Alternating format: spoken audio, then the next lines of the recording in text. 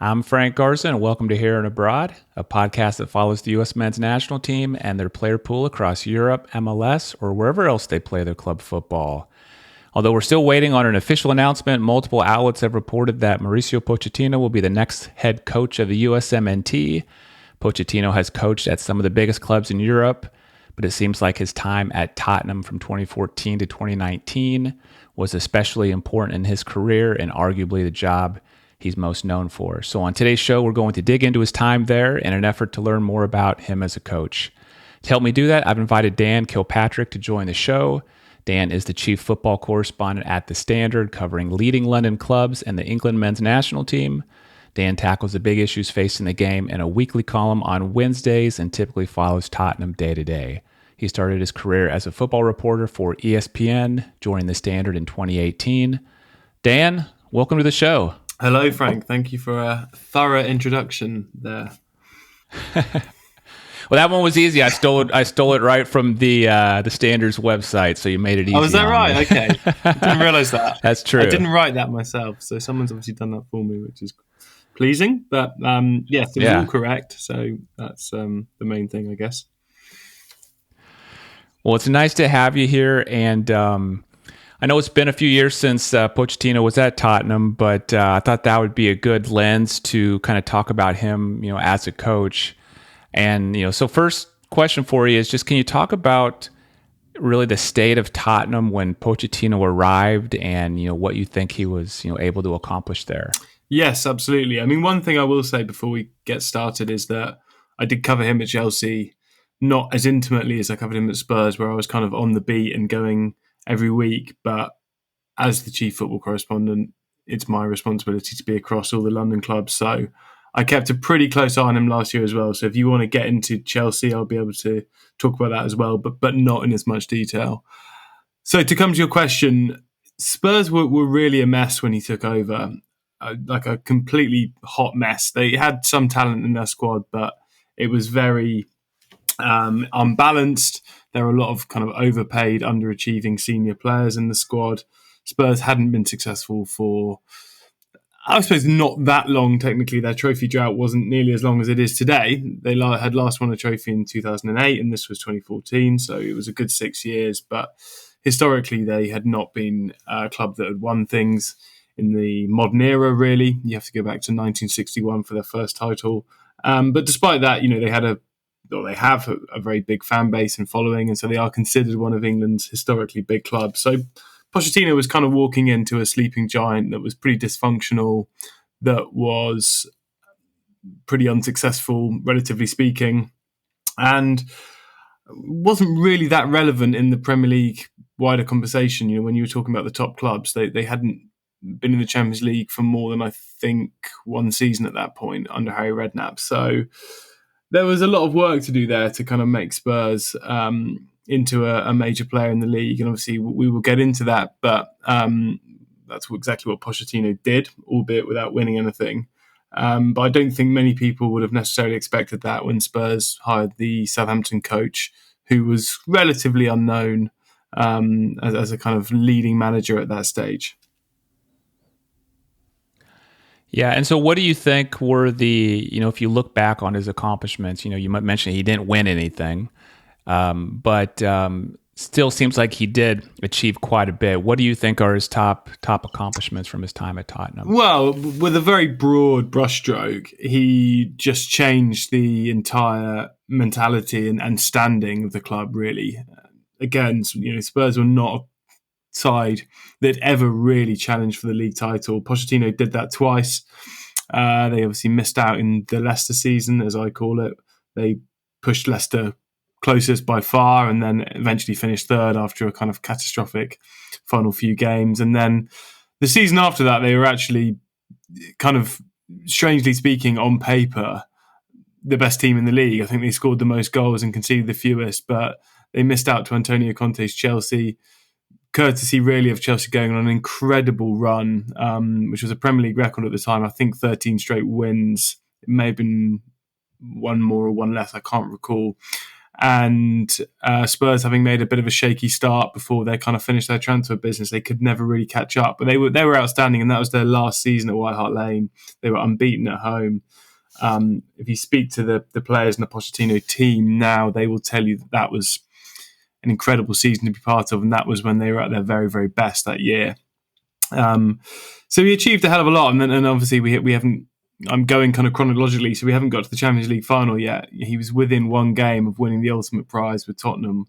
Again, if you'd have said to anyone when he took over, or even kind of 2 or 3 years before, that Tottenham would be in the Champions League final, they would have found that hard to believe, I think, because Spurs just weren't considered a European heavyweight. So he changed the standing of the club. He changed what I think supporters and outsiders alike, and people within the club as well, thought was possible for Spurs. And he really began this process, or accelerated this process, I should say, because he didn't begin it, of turning them into the club they kind of are today, which is still a club that hasn't won anything and is desperately trying to win something, but certainly is considered one of Europe's kind of biggest clubs in terms of infrastructure and in terms of quality and in terms of backing and just in terms of things like financials and standing. So he changed a great deal, and it was a very kind of enjoyable 5.5 years, I think, to cover, and I think for anyone who was actually at Spurs to be a part of as well. Yeah, so you talk about completely changing the standing of the team, completely changing the mentality. I'm sure a lot of things went into doing that. But if you had to put your finger on, maybe 2 or 3 things that you think he did really well to help, make that turnaround for the club, what would you say those are? Well, to dig into the mentality issue, I think there was a kind of culture of inferiority and fear at Spurs before Pochettino turned up. There's an anecdote that I think he has told since more than once, but when he arrived and the fixture list came out, Spurs were playing West Ham away on the opening day of the season. West Ham are a rival of Spurs, but they're not as successful or as big a club as Spurs, really, historically speaking. And Pochettino said years later that he detected this fear within his players and around the whole club of going to West Ham. They had an old stadium back then called the Boleyn Ground that was quite a difficult place to go. Their fans were always up for it, and the game against Spurs was often described as West Ham's cup final because it was in derogatory terms. That's what Spurs fans used to call it, because that was the game West Ham fans most wanted to win. And Pochettino detected that his players were kind of scared of going and competing in this cup final on the opening day, even though really on paper Spurs had a better team and they were a bigger club. And that was one of the things he really did. He taught Spurs to kind of fear no one. And you saw that in the Champions League when they beat Real Madrid at Wembley and they went toe-to-toe with Real Madrid in the Bernabeu, and they took on Barcelona and beat Borussia Dortmund and beat Ajax, beat Manchester City several times. They didn't fear anyone, and that was something he did incredibly well. He changed how Spurs viewed themselves and viewed other teams. Obviously, he changed the football as well, and he played a very modern, progressive, front foot approach. Most, if not all, the leading managers play that way now. Guardiola gets the credit for it, and rightly so. But if you look at what Pochettino was doing at Espanyol, around the same time Guardiola started as a manager, he was playing out from the back as well, and he was playing through the lines, and he was getting men forward and playing kind of fast-paced attacking football. So he was a very, very good coach, and he changed the football and made Spurs into a very modern, very, very fit, probably the fittest team in the Premier League over the course of most of his time in charge team. So both on the kind of physical and mental side, I would say he made pretty dramatic changes. Does he do that by kind of implementing some pretty intense training sessions? Is he known for that? Is he known for drilling the players pretty hard? Yeah, he's known for exactly that. Well, he certainly was. I think, again, a lot of his colleagues and competitors will have caught up with him now, but back in 2014 and 2015, Spurs were going through these kind of grueling pre-seasons. There was this test called the Gacon test, I think that's how you pronounce it, which is this method that Pochettino used, and he put his players through it. It's a bit like the bleep test, where you basically have to keep running till you drop, and you've it's a kind of last man standing type thing. And Pochettino used this in pre-season, and he was pretty notorious for grueling double training sessions. One in the morning, a break for lunch, and then one in the afternoon, which isn't common in football. Normally, players throughout the course of the season come in for the morning, then go home at lunchtime, or vice versa. So he really did push his players hard, and there was very much a sense that you had to be willing and able to play his way and commit to his way. There were players who didn't really fancy it, who were bombed out pretty quickly. In his first couple of seasons, he had a bomb squad pretty much on the go at all times of players who weren't training with the first team and didn't fit his style of play. And mainly for those reasons, he kind of favoured using young players and either bringing players from the academy or signing young players. Again, that's something, you're seeing that now at Spurs with Postecoglou and others, lots of managers who have pretty prescriptive ways of playing, like to work with young players, but Pochettino was certainly among them and kind of arguably at the sort of vanguard of that sort of approach. Yeah, I've heard that about him, that he's good at developing young players, and that's something that's certainly of interest to U.S. national team fans because we have a pretty young squad. Can you talk about that? What you've seen there in terms of him being able to develop young players and his successes doing that? Sure. I mean, I guess one thing that's interesting about Pochettino, and one thing that I'm not so sure about now is when he was at Southampton and definitely Espanyol and certainly Spurs, he wasn't that different in age to even the younger players. He was fairly recently retired as a player, and he was able to connect with the squad very, very well. And he was seen by many of his players as a kind of big brother and sort of father figure. And he was a great man manager. He's a manager that keeps the same coaching staff around him at all times and always has done. He's got a group led by Jesus Perez, and Perez was kind of, and Pochettino were very good at sort of playing good cop bad cop together. Poch could blow hot and cold. Sometimes he would be very tactile and put an arm around the players, give them a bear hug. Sometimes he would be standoffish. If he was being warm, Jesus Perez might give them a bollocking about staying up too late or not sleeping well enough. And if Poch was being cold, then Perez could be very kind of open and warm himself. So they really dovetailed perfectly in that regard. I guess one question with Poch now is, as he gets older, and perhaps I think he might be a bit more kind of cynical and jaded after his jobs at Paris Saint-Germain and Chelsea, two of the most dysfunctional clubs in Europe, frankly. The question is whether he's still able to connect with young players in the same way that he was. I don't know the answer to that. He may well still be able to, but that was certainly a gift he had when he was a relatively new manager. But as we've seen with guys, the Mourinho being the classic example, I think that quality tends to fade in some managers over time. I don't know whether that will be true of Poch. I really don't, but he had that. I'm not sure if he still does, but it was a big asset of his. Let's talk about his personality a little bit. I don't know how much time you actually got to spend, with him and around him while covering him, but I'm sure you certainly observed him, with the media, quite a bit. How would you, for people who aren't too familiar with him, how would you describe his personality to folks and how he is generally, around, the media and in press conferences and things of that nature? He's very good with the media. He's an anecdotalist. He enjoys a press conference where the camera might be turned off and he can maybe lean back in his chair, put his hands in his pockets and kind of tell you a story about rooming with Maradona or fouling Michael Owen in the 98 World Cup, or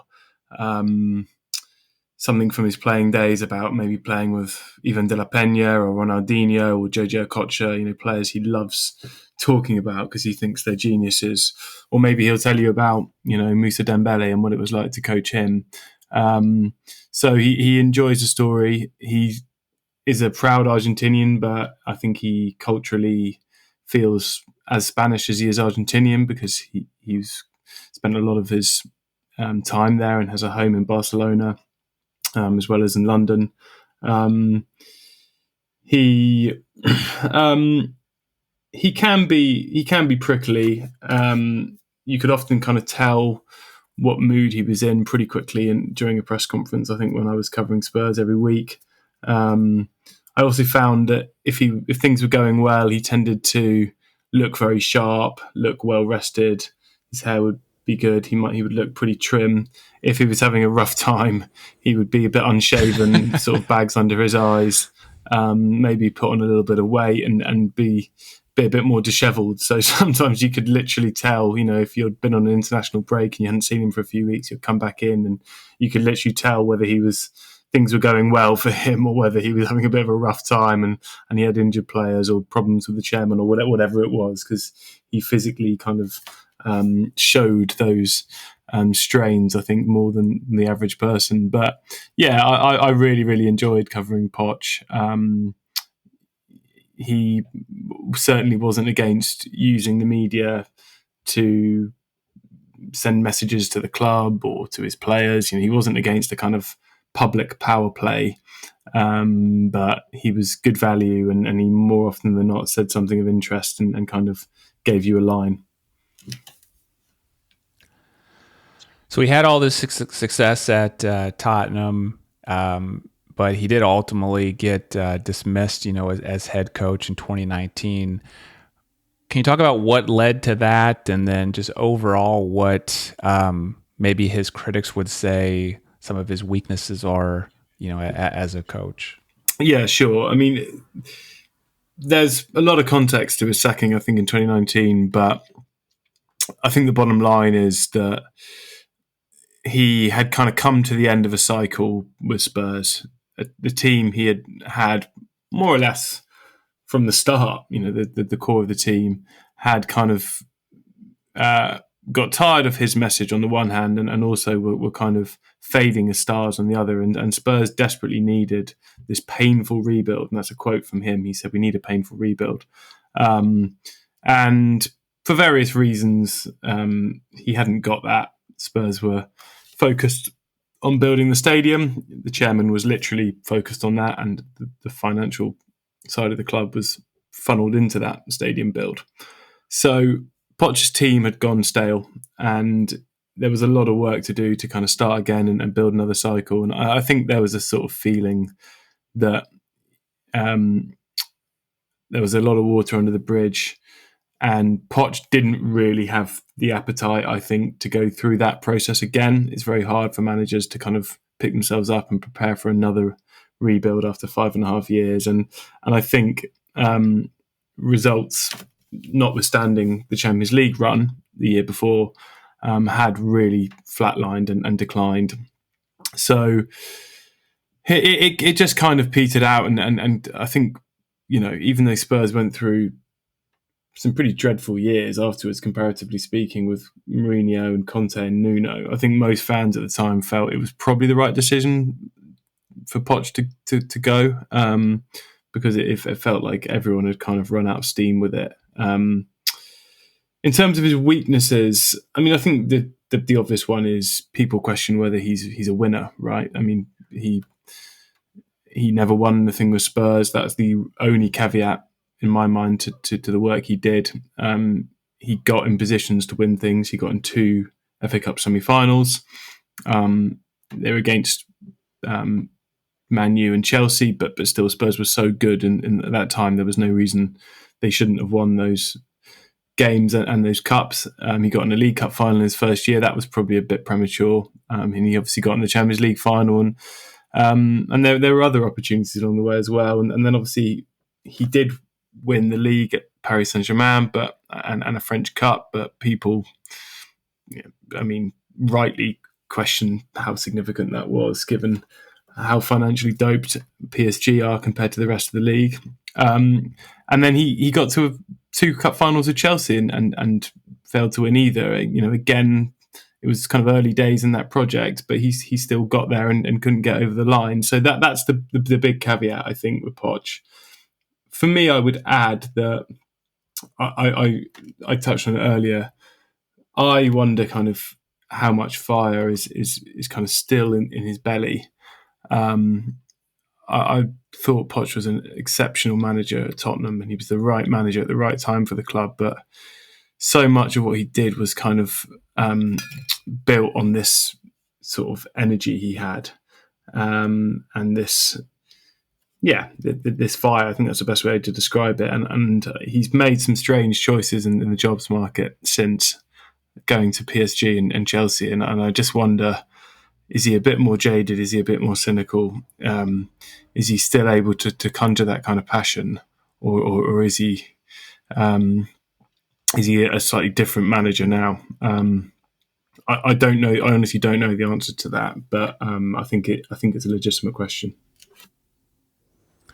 Yeah, and perhaps that's why he wants to get into international, coaching, so it's a little bit less demanding than the day-to-day club. So yeah. Who knows? He hasn't said that, but maybe someone will ask him that later down the road. Well, before I let you go, Dan, I know you've spent so much time covering him, and I'm wondering if you could give any type of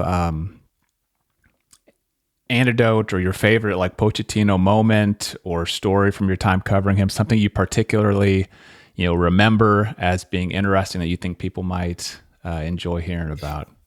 Yeah, your favorite Pochettino moment, if I don't put you on the spot. Yeah, I do have one, which I've told. I don't know if I've ever told it on a podcast actually, but I've told enough people now. But it was probably my favorite moment in journalism actually. But after Pochettino's second season, the Leicester season, 3 of us went on tour with Spurs to Australia. So I went for ESPN, and there were a couple of guys from English tabloids went as well. So it was a pretty kind of intimate press trip. That there weren't many of us around. A couple of Aussie media, and the 3 of us did a sit down interview with Pochettino at the end of the trip, and he was very good on the record. And then after on the record, he did an off the record tactical briefing with all his coaches. They all just suddenly appeared from nowhere with all their laptops, and he set them up.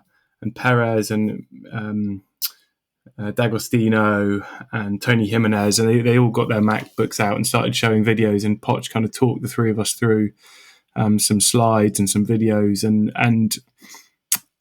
I learned more in that half an hour tactical briefing about football and about tactics and about how he wanted to play than I've learned since. Frankly, it was amazing to kind of be coached like that by a leading coach. I think one thing from memory that stands out, he showed us a video of a kind of training drill at Espanyol. He used to put, I don't know if he still does this or he'll do this with the USA. Maybe he'll use drones now actually, but he used to put cameras on top of big scaffold poles and kind of film training sessions from above.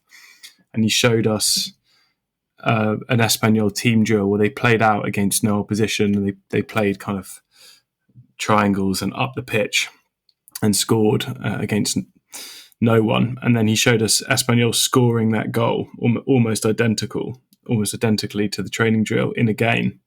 And it was very interesting. And he sort of talked us through some of the goals Spurs had scored that season, told us why they were good, why they were bad, how he knew his team were panicking or how he knew his team were following his instructions. And yeah, I honestly, I wasn't allowed to film it or record it because it was off record. But so some of it slipped away. But I learned more from him in that briefing than I have, reading 1,000 tactics blogs, frankly. So yeah, really interesting. Then I wonder if that will ever be topped in terms of gaining insight into what a manager wants to do. Yeah, that's very cool. Thank you for sharing that story, and thanks for all of your insight, Dan. Really appreciate you being on the show. I'll make sure and put links in the show notes to your X account, which is at Dan_KP, and also to your work at The Standard. Thanks again for joining the show. Pleasure. Thanks, Frank. Hope Poch is a big success. Yeah, I do too. And thanks to everyone for listening to Here and Abroad. If you enjoyed the episode, please do me a huge favor and hit that subscribe button if you're watching on YouTube, or that follow button if you're listening on Apple Podcasts, Spotify, or somewhere else. Thank you so much.